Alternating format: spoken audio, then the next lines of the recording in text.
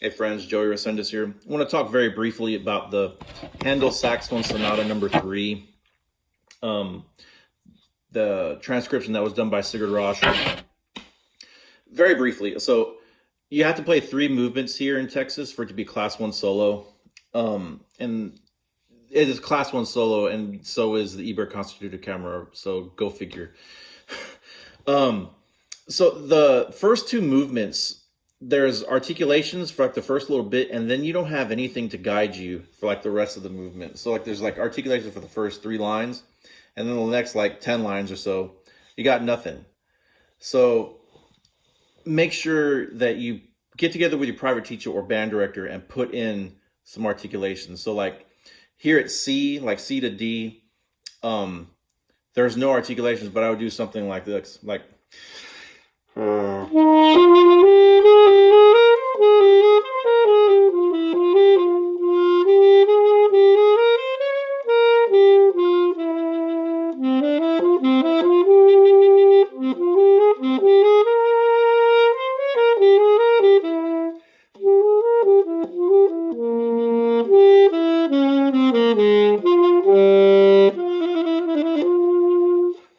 something like that. So same thing in the second movement. This is the movement that goes.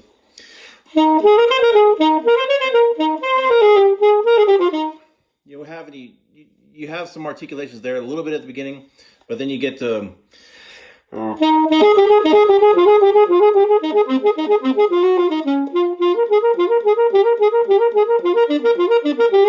you have to just keep the articulations going in the same vein that's been given to you. I don't have time, and I'm not going to go through every single measure of what articulations I would do, but just get together with your band director and or private teacher. Now, the last thing I want to talk about is the rhythm in this last movement. You have these dotted eighth, 16th rhythms here that are interspersed with the triplets. Handel wouldn't have done that.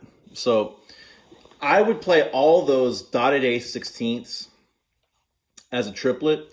I think the notation here is kind of like a little bit of a shorthand of what Handel may have done back in the 17th, early 18th century. So starting at the beginning, you have this C, these 2 C's that are dotted eighth, 16th, but I would play it as a triplet.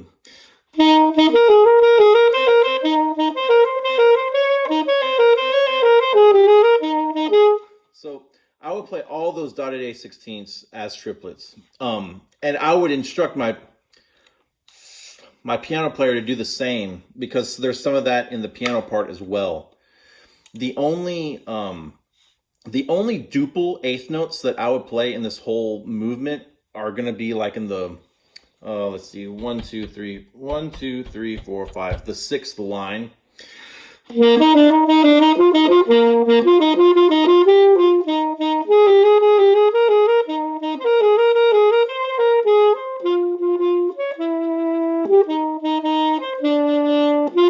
And right there, I would do the last notes of those bars as a triplet. You got the dotted quarter with the 8th. I would play the 8th like a triplet.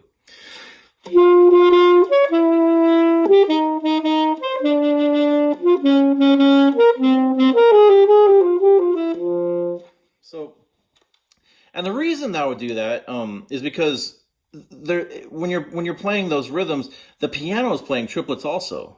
And there's not going to be the dotted eighth rhythm against a triplet, especially in something as old as this in the Baroque era.